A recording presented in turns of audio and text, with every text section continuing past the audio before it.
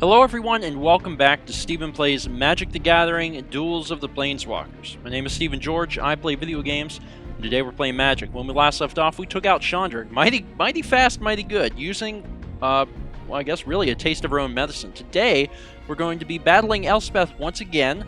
This time she's bringing her new deck to the battlegrounds, and, well, we're going to fight her with Jace's deck, the blue deck, Thoughts of Wind. I don't know how we're going to do. This is our first time using the blue deck, but we're going to give it a shot. Let's jump to it. Alright. She gets to go first, which I'm not excited about, but, you know, whatever.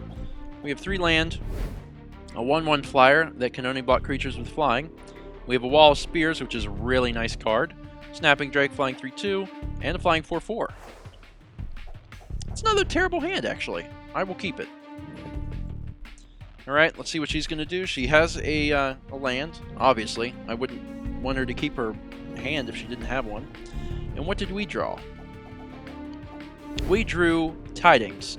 It's a sorcery, costs 4 or 5 that allows you to draw 4 cards. Super excellent card.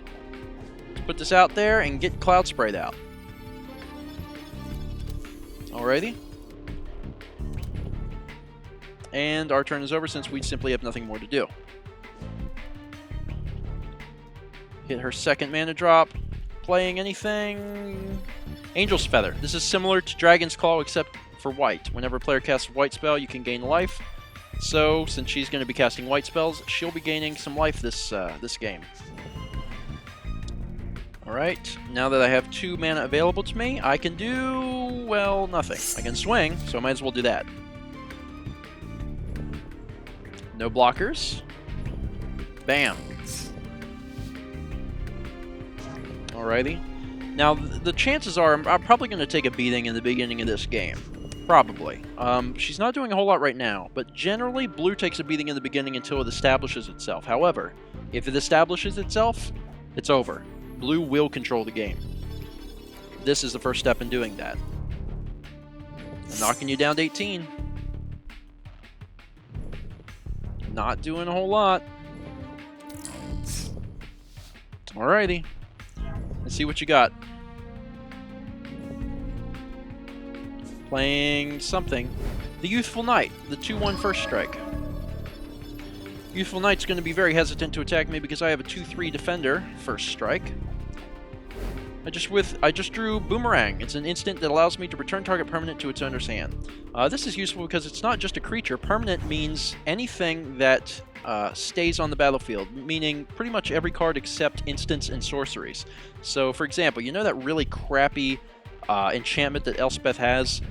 Glorious Anthem that gives creatures you control +1/+1? I could use this on that, and that would be awesome. Let's go ahead and get another land in there. So we have 4 available to us. We can now play the Drake. We can always play Boomerang. Let's go ahead and get the Drake in there so we can get some damage in. Especially because nothing's going on right now. White is notorious for life gain. It's also notorious for attacking with a bunch of little guys fairly quickly. And I don't know why she's missed her land drops, but man, I'm going to take advantage of it.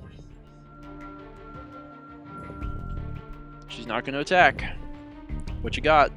Oh my god, she didn't play a land again. This is going to spell defeat for you really, really quickly. You know that, right? Let's put the air elemental in. Excellent. I have a really, really nice team of flyers right now. I'm going to start hitting her hard. If she doesn't come out with something soon, she's going to lose. Knocking her down to 14. Let's see what you got. No land on the first main. She might be saving it for the second. Oh my god. Oh, there we go. Oh, it... Wait, what was that? It looked like she had to discard a card, but the card allowed her to put it in the top of the... I don't know what just happened. There we go. Purity. It's a 6/6. When Purity is put into a graveyard from anywhere, shuffle it into its owner's library. That's what happened. It went to the graveyard, and it gets shuffled in. That's what she discarded. Nice. Really glad she discarded that. I've got a crap load of cards available to me, so I'm going to go ahead and use Tidings. It allows me to draw 4 cards. Nice. And I'm going to go ahead and swing for 8 damage. Elspeth, you better figure this out.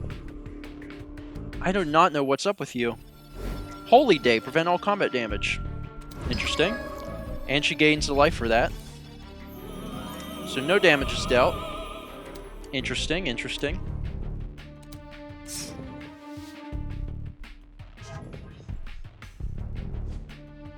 So you got the land. Glorious Anthem. Creatures you control get +1/+1.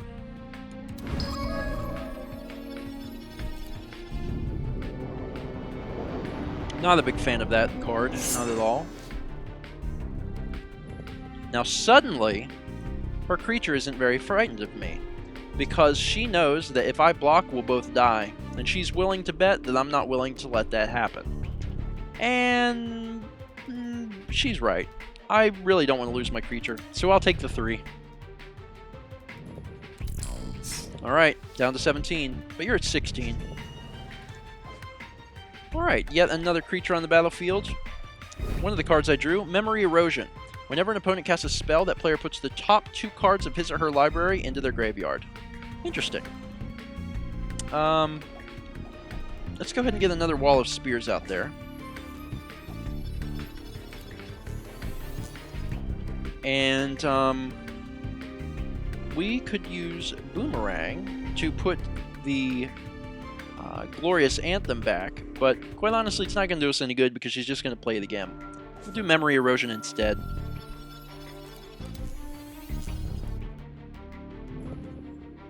And we'll swing for 8. That's going to knock you down. 8. It's not looking good for you. Alright. Finally, some more land. Sarah's Embrace. Enchant creature. Enchanted creature gets +2/+2 and has flying and vigilance. I don't know if we've talked about vigilance before, but that means that you do not have to tap to attack, which means basically you can always block.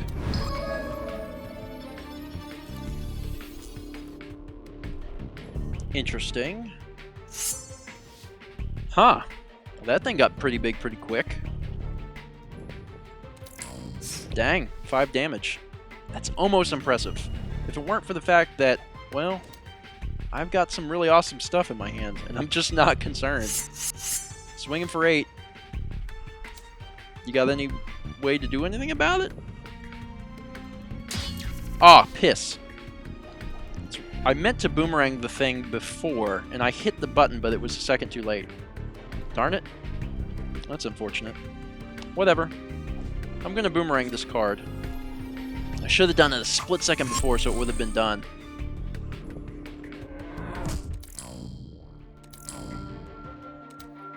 The reason I wanted to do it is because you'll see Air Elemental didn't do any damage to Elspeth.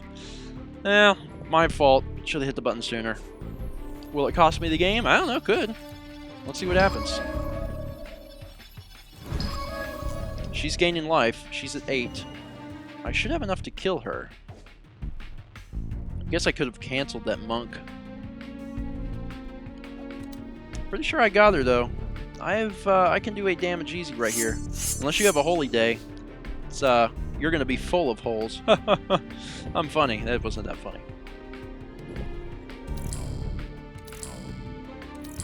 You're done. Kind of pitiful, Elspeth. Kind of pitiful. Elspeth is actually one of the harder ones. If you haven't played this game before, I would recommend picking it up if you're in any way interested, especially the old one. I think it's a little cheaper than the new one. Elspeth is hard. She can be very, very difficult. You might have to fight her tons of times before you get to a point where she'll have a hand that is a little easier to deal with. The Mahamodi Jin costs 6. It's a 5/6 fly. Alright, new deck added.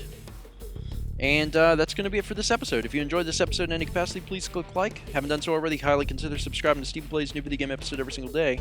And join us next time when we will take on Garrick Wildspeaker.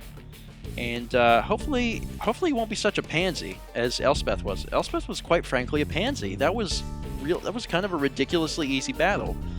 She gave me a hard time in the first battle, and I had to fight her a bunch of times before I could actually, like, I mean, it wasn't even that I was sucking. It was like her hands were crazy good. This time, I beat her the first try, and it was a piece of cake.